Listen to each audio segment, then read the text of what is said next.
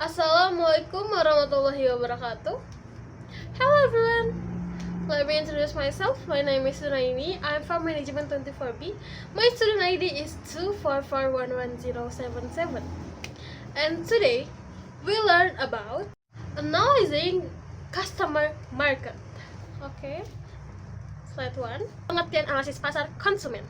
Analisis pasar konsumen adalah proses terjadinya memahami kebutuhan, preferensi, dan perilaku konsumen dalam membeli atau menggunakan suatu jasa. Nah, tujuan utamanya adalah untuk membantu perusahaan menentukan strategi pemasaran yang tepat, sehingga produk yang ingin dijual perusahaan akan sesuai dengan target marketnya. Next slide. Apa sih tujuan dari analisis pasar ini?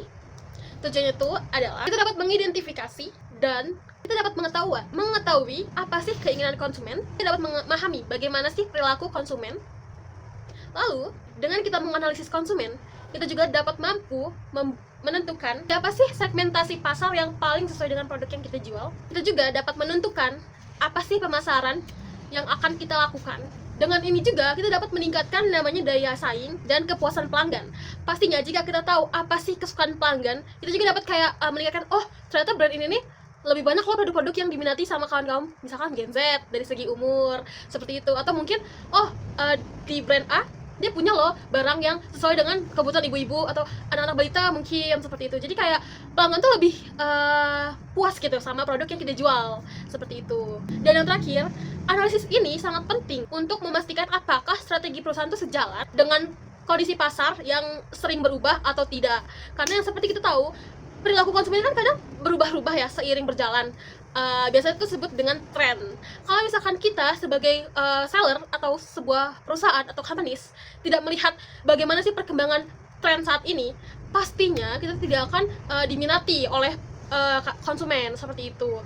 Karena kalau misalnya nih kita jual produk, misalnya kita jual sepatu nih, sepatu ini nih jadul banget bahannya, jadul banget modelnya. Apakah kalian yakin sepatu itu akan laris terjual di kalangan Gen Z saat ini atau tidak?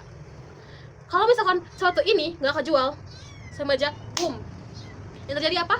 Kerugian fatal. Oke, next slide is faktor-faktor apa saja sih yang mempengaruhi perilaku konsumen. Di sini ada beberapa faktor, yaitu faktor budaya, faktor sosial, faktor pribadi, dan terakhir faktor psikologi. Untuk faktor budaya ini sendiri, kenapa sih bisa mempengaruhi perilaku konsumen? Misal untuk kita yang berhijab, untuk kita yang muslim, kita kan pasti akan menggunakan style yang berhijab, lengan panjang, maka kita akan membeli baju-baju yang berlengan panjang, tidak yang berlengan pendek, ya kan? Nah, untuk faktor sosial sendiri nih, misalnya kita lagi di Jakarta. Jakarta itu Blok M lah, negara Blok M ya istilahnya. Di negara Blok M tuh rata-rata pada pakai baju yang, ya betul, sedikit crop ya. Nah, karena kondisi sosial kanan kiri pada pakai baju tersebut, jadi pasti mayoritas penduduk itu lebih suka baju yang crop seperti itu. Itu karena efek sosial. Biasanya nih, misalnya si Fulan itu dari Jawa Barat. Tiba-tiba dia pindah nih, plung ke negara Blok M. Kanan kiri, wah crop top semua nih, crop semua nih gitu kan. Mau belilah karena temen pakai crop juga, jadi dia membeli produk tersebut. Nah itu kenapa? Itu faktor dari sosial, dari kanan kirinya seperti itu. Nomor 3, faktor pribadi. Konsumen tuh mau beli produk yang dia banget gitu. Misalnya, ya ada strap lucu, warnanya pink, aku banget gak sih gitu kan. Nah karena dia merasa itu diri dia banget, kayak itu menunjukkan identitas dia akan membeli produk tersebut. Lalu yang terakhir adalah faktor psikologi. Seperti kan sekarang lagi naik-naiknya fakta nih, kalau misalkan berlian itu bukan suatu batu yang paling mahal. Ternyata itu tuh adalah batu biasa aja, bahkan jumlah itu lebih banyak daripada emas. Tapi karena marketingnya kuat yang bilang batu ini adalah batu ini lah kayak gitu kan, yang dengan slogan yang katanya hanya orang kaya aja yang bisa beli batu tersebut, jadilah berapa orang mampu atau yang tertarik untuk membeli batu berlian tersebut. Nah itulah yang dinamakan dengan faktor psikologis. Tahapan analisis pasar konsumen. Nah dalam kita menganalisis pasar atau menganalisis konsumen itu ada terbagi menjadi beberapa tahap lagi. Yang pertama, kita tuh harus menentukan market segmentation atau segmentasi pasar. Kita tuh harus membagi beberapa kelompok-kelompok, seperti dari segi umur, terus jenis kelamin, terus dari geografi, seperti itu. Lalu yang kedua, kita juga harus menentukan target marketingnya. Kayak siapa sih target kita dalam berjualan ini? Apakah anak muda? Apakah lansia? Atau apakah balita? Lalu yang ketiga adalah positioning, yaitu membangun citra suatu brand tersebut. Nah, misalnya nih, kalau kalian mau beli tas bagus, tas mewah, kalian tuh kepikiran sama apa sih?